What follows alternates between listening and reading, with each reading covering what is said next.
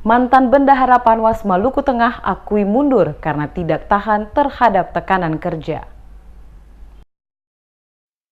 Sidang lanjutan kasus dugaan korupsi dana panitia pengawasan pemilihan Bupati dan Wakil Bupati Maluku Tengah tahun 2016-2017 pada Jumat siang kembali digelar Pengadilan Negeri Ambon dipimpin Hakim Ketua Jimmy Wali didampingi dua hakim anggota, masing-masing Felix Wisan dan Heri Liliantono. Sidang dengan agenda pemeriksaan saksi menghadirkan mantan Bendahara Panwas Maluku Tengah Muhammad Safar Tosikal dan Bendahara Badan Pengelolaan Keuangan dan Aset Daerah Maluku Tengah Hasni Saleh. Dalam keterangannya di depan persidangan, saksi Safar Tosikal mengakui hanya bertugas sebagai Bendahara Panwas selama 3 bulan, Juni hingga September 2016.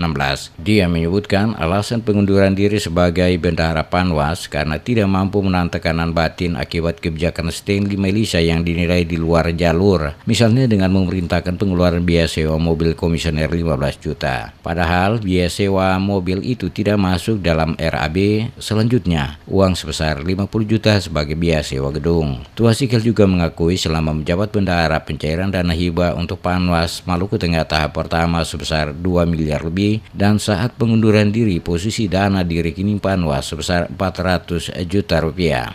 Sementara itu, Bendahara Badan Pengelolaan Keuangan dan Aset Daerah Hasni Saleh menjelaskan Panwas Maluku Tengah tahun 2016-2017 memperoleh dana hibah sebesar 10 miliar yang pencairannya dilakukan sebanyak 3 kali, yakni pencairan tahapan pertama tahun 2016 sebesar 2 miliar, pencairan kedua 4 miliar, dan pencairan ketiga tahun 2017 sebesar 4 miliar. Dalam persidangan tersebut, Hendrik Lusikoi, penasihat hukum terdakwa Juni Richard Watimuri juga meminta majelis hakim melalui persidangan memerintahkan jaksa penuntut umum menghadirkan mantan Ketua Panwas Stanley Melisa, Yohana Latuloma, Ahmad Latukonsina, dan mantan Sekretaris Panwas Yanti Nirahua dalam persidangan. Ketua Majelis Hakim Pengadilan Negeri Ambon Jimmy Wali juga meminta jaksa penuntut umum Kejari Masohi Rian menghadirkan 3 mantan komisioner Panwas Maluku Tengah. Menurut Jimmy Wali, kesaksian ketiga komisioner dalam persidangan sangat dibutuhkan untuk menguji kebenaran material perkara yang menjerat Watimuri.